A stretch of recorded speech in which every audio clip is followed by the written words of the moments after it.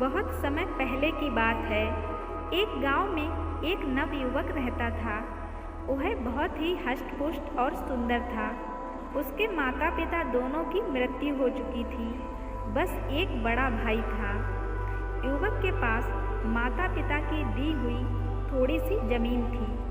उसी पर वह अपने भाई के साथ खेती करता था। युवक और उसका बड़ा भाई दोनों बहुत मेहनत करते थे। वे खेती किसानी के साथ ही मेहनत मजदूरी भी करते थे, लेकिन इतना सब करने के बाद भी दोनों की गुजर बसर बहुत ही कठिनाई से होती थी। एक बार युवक गांव के जमींदार के खेतों में पानी दे रहा था। सुबह का समय था।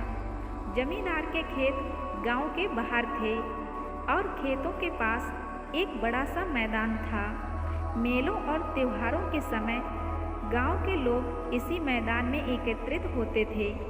कभी कभी इस मैदान में बंजारे भी आ जाते थे और अपने डेरे लगा लेते थे। बंजारे कुछ दिन गांव में रुकते और फिर आगे बढ़ जाते थे। जमींदार के खेतों में एक बड़ा सा कुआं था। युवक कुएं से पानी खींचता और पास की नाली में डाल देता था। नाला खेतों के बीच से होकर गुजरता था, अतः पानी खेतों में पहुंच जाता था। युवक पूरे तन मन से काम कर रहा था। अचानक उसे लगा कि कोई उसके पास खड़ा है। युवक ने पीछे मुड़कर देखा तो उसके सामने एक बंजारन हाथ में मटका लिए खड़ी थी। युवक ने उस बंजारन को देखा तो देखता ही रह गया। वह बंजारन 15-16 बरस की थी और बहुत ही सुंदर थी। युवक ने आज तक कभी इतनी सुंदर लड़की नहीं देखी थी। वह बंजारन उस युवक को बड़ी देर से देख रही थी। उसने अपने जीवन में इतना हष्ट-पुष्ट और सुंदर युवक कभी नहीं देखा था। वह बंजारन उस युवक के पास पानी लेने आई थी, लेकिन वह उस पर इतनी मुग्ध हो गई कि पानी मांगना ही भूल गई थी और उसे एकटक देखे जा रही थी। युवक ने बंजारन को अपनी ओर प्यार भरी नजरों से एकटक घूरते हुए देखा तो घबरा गया। उसके हाथ से रस्सी छूट गई और बाल्टी सहित कुएं में जा गिरी। बंजारन ने युवक की यह स्थिति देखी तो खिलखिलाकर हंस पड़ी। उसने युवक से कोई बात नहीं की और दौड़ती हुई अपने डेरे में आ गई। उसने अपने डेरे से एक पतली रस्सी और बाल्टी निकालने वाला कांटा उठाया और युवक के पास वापस आ गई। युवक अब अपने आप पर पूरी तरह नियंत्रण कर चुका था। वह मुस्कुरा रहा था और बंजारन को बड़े प्यार से देख रहा था। बंजारन ने कांटा कुएं के भीतर डाला और कुछ ही क्षणों में रस्सी और बाल्टी बाहर निकाल दी। युवक बंजारन की आंखों की भाषा समझ चुका था। उसने बंजारन का घड़ा भरा और बिना कोई बात किए रस्सी बाल्टी लेकर अपने घर आ गया। उस इंसान को रात भर नींद नहीं आई। वह सारी रात आंखें बंद किए बंजारन के बारे में ही सोचता रहा। बंजारन बहुत सुंदर थी। अगले दिन प्रातःकाल युवक पुनः जमींदार के खेतों में पानी देने के लिए कुएं पर आ पहुंचा। उसकी आंखें अलसाई हुई थी और आज उनमें पहले जैसी ताजगी नहीं थी। युवक ने कुएं पर पहुंचकर अभी एक बाल्टी पानी भरा था कि बंजारन पुनः आ गई। ऐसा लगता था कि वह अपने डेरे के पास खड़ी उसी की राह देख रही थी। दोनों ने एक दूसरे को देखा और आंखों ही आंखों में बहुत सारी बातें हो गईं। युवक के मन की बात जानने के बाद बंजारन उसे अपने डेरे में ले आई और उसे अपने बापू से मिलाया। बंजारन का बापू बहुत लालची आदमी था। उसे जब यह मालूम हुआ कि युवक एक गरीब किसान है तो उसने उसके साथ बंजारन का विवाह करने से साफ मना कर दिया। लेकिन बंजारन की माँ के बहुत समझाने पर वह इस शर्त पर अपनी बेटी का विवाह करने के लिए तैयार हो गया कि वह युवक उसे 500 चांदी के सिक्के लाकर देगा। बंजारन के बापू ने युवक से साफ साफ कह दिया कि 5 माह बाद नवदुर्गा की अष्टमी के दिन वह मंदिर में उससे मिलेगा। इस दिन तक यदि उसे चांदी के सिक्के मिल जाएंगे तो वह मंदिर में ही अपनी बेटी का विवाह कर देगा, और यदि युवक चांदी के सिक्के नहीं ला सका तो वह अपनी बेटी किसी और को सौंप देगा। युवक ने बंजारन के बापू की शर्त मान ली। वह शरीर से हष्ट-पुष्ट और मजबूत होने के साथ ही बड़ा साहसी भी था। उसे विश्वास था कि वह किसी तरह मेहनत मजदूरी करके चांदी के 500 सिक्के इकट्ठे कर लेगा। बंजारे 3 दिन गांव में रुककर वहां से चले गए। उनके साथ वह बंजारन भी चली गई। ग्रामीण युवक अपनी बंजारन को जाते हुए देखता रह गया। बंजारन भी उसे बार बार मुड़कर देख रही थी। बंजारन के जाने के बाद युवक अपने घर आ गया। उसे 5 महीने में 500 चांदी के सिक्के कमाने थे। युवक ने बहुत सोच विचार किया। इतना धन उसे केवल जमींदार ही दे सकता था। अगले दिन युवक जमींदार की हवेली पहुंचा और उसने जमींदार को अपनी समस्या बताई। जमींदार ने उसकी बात बड़े ध्यान से सुनी। वह युवक को 100 सिक्के प्रति माह इसी शर्त पर देने के लिए तैयार हो गया कि वह दिन रात जमींदार का काम करेगा और सभी तरह के काम करेगा। युवक ने जमींदार की बात मान ली और जमींदार की सेवा में लग गया। युवक बहुत ही मेहनती था। वह दिन भर जमींदार के खेत में काम करता और रात को जमींदार की हवेली में आ जाता था, और जमींदार उसे जो भी काम देता वह करता था। दिन रात मेहनत करने के बाद वह युवक बीमार भी पड़ा, किंतु उसने बीमारी में भी जमींदार के सभी कार्य किए। धीरे धीरे 1 महीना हो गया। युवक अपने चांदी के 100 सिक्के लेने जमींदार के पास पहुंचा, लेकिन जमींदार ने चांदी के सिक्के देने से इनकार कर दिया। उसने युवक से साफ कह दिया कि उसकी इस तरह की कोई बात उसके साथ नहीं हुई थी। युवक को गुस्सा आ गया जमींदार की बातें सुनकर। उसने जमींदार को बहुत बुरा भला कहा और उसे उठाकर पत्थर की एक चट्टान पर पटक दिया, जिससे जमींदार की मृत्यु हो गई। इसी समय जमींदार के घर वाले और उसके नौकर चाकर आ गए, लेकिन इसके पहले कि वह युवक को पकड़ पाते वह वहाँ से भाग निकला। जमींदार के नौकरों ने उसका पीछा किया, किंतु वे युवक को पकड़ नहीं सके और खाली हाथ वापस आ गए। युवक भागता रहा और भागते भागते वह बंगाल आ पहुंचा। यह एक नया स्थान था। युवक को लगा कि वह यहाँ सरलता से चांदी के 500 सिक्के कमा लेगा और अपनी बंजारन को ले आएगा और यही बस जाएगा। उसके लिए अब गांव वापस लौटना बहुत मुश्किल हो गया था। युवक को काम की खोज करते करते 3 दिन हो गए थे, लेकिन उसे कहीं कोई काम नहीं मिला। इसी बीच उसने कुछ भी खाया पिया नहीं था, अतः भूख से उसकी हालत खराब हो रही थी। चौथे दिन प्रातः युवक एक बगीचे में बैठा हुआ था और कुछ सोच रहा था।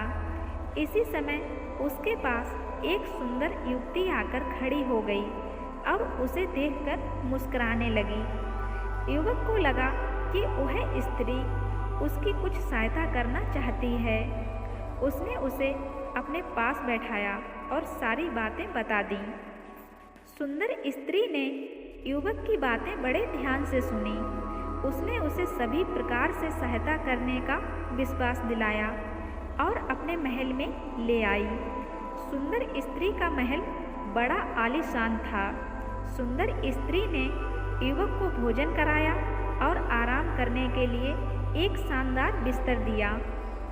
युवक बहुत थका था, अतः भोजन करने के बाद उसे नींद आ गई। युवक कब तक सोता रहा इसका उसे पता ही नहीं चला, लेकिन जब उसकी आंख खुली तो आधी रात हो चुकी थी।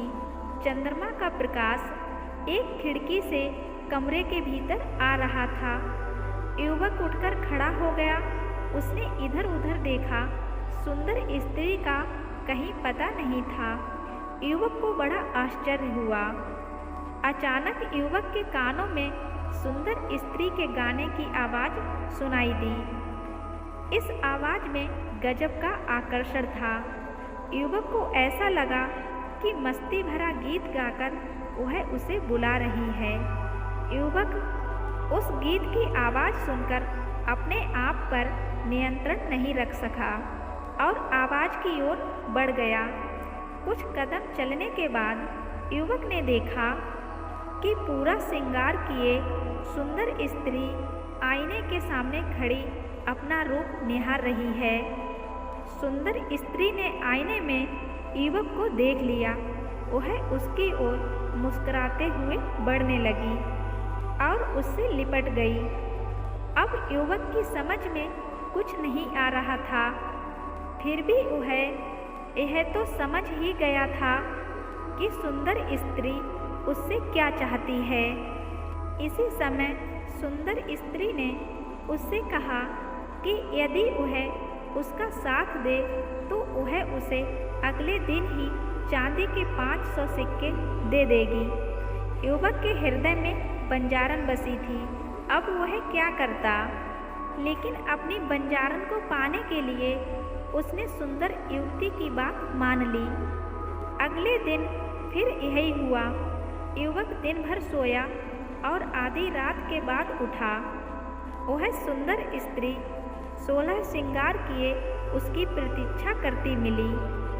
उसने उससे कहा कि आज मेरी बात और मान लो। इसके बाद वह उसे चांदी के 500 सिक्के दे देगी। अब धीरे धीरे 4 महीने हो गए।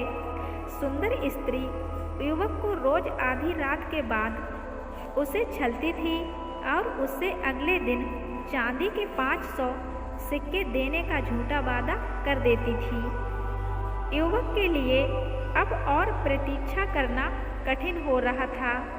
एक रात उसने सुंदर स्त्री का साथ देने से मना कर दिया। सुंदर स्त्री ने उसे बहुत समझाया। उसके समझाने का जब युवक पर कोई प्रभाव नहीं पड़ा तो उसने तरह तरह की धमकियां दी। जब धमकियों का भी युवक पर कोई असर नहीं हुआ तो वह क्रोध में आ गई और उसने रौद्र रूप धारण कर लिया। वास्तव में वह सुंदर युवती एक जादूगरनी थी। उसे जब लगा कि युवक उसकी बात किसी कीमत पर नहीं मानेगा तो उसने अपनी जादुई शक्ति से उसे एक फूल बना दिया और अपने बगीचे के तालाब में लगा दिया। इधर बंजारन ने युवक की 5 महीने तक प्रतीक्षा की, लेकिन जब युवक नहीं आया तो वह उसकी खोज में निकल पड़ी। एक दिन अचानक बंजारन जादूगरनी के महल में आ पहुंची। प्रातःकाल का समय था। जादूगरनी अलसाई सी महल के एक कमरे से बाहर देख रही थी। उसने एक बंजारन को अपने महल के सामने देखा तो उसे शक हुआ कि कहीं यह वही बंजारन तो नहीं है। बंजारन को देखते देखते जादूगरनी के मन में यह विचार आया कि बंजारन को बहला फुसला कर महल में रोक लिया जाए और उसकी सहायता से युवक के साथ मनमानी की जाए। यह विचार आते ही जादूगरनी महल के द्वार पर आ गई और बंजारन को महल के भीतर ले गई। उसने बंजारन को युवक की पूरी कहानी बताई।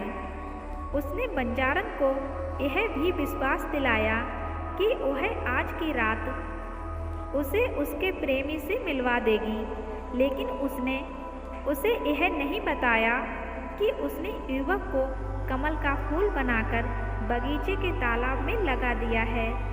अब बंजारन खुश हो गई। उसे लगा कि सामने खड़ी स्त्री एक देवी है और वह उसकी इच्छा अवश्य पूरी कर देगी। जादूगरनी ने बंजारन से दिन भर अच्छी अच्छी बातें की और उसके प्रेमी युवक की बहुत प्रशंसा की। उसे जब लगा कि बंजारन उसके जाल में पूरी तरह फंस चुकी है तो उसने बंजारन से कहा कि वह भी उस युवक को बहुत प्यार करती है, अतः दोनों को उसका प्यार बराबर मिलना चाहिए। बंजारन को जादूगरनी से ऐसी आशा नहीं थी। वह सब कुछ बांट सकती थी लेकिन अपना प्यार नहीं बांट सकती थी। वह अपना प्यार पाने के लिए ही अपना घर बार छोड़कर आई थी। जादूगरनी ने बंजारन को समझाने का बहुत प्रयास किया किंतु बंजारन नहीं मानी और भड़क उठी।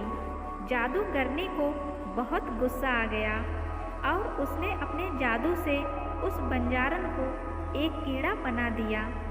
बंजारन को सब समझते देर नहीं लगी लेकिन अब बहुत देर हो चुकी थी।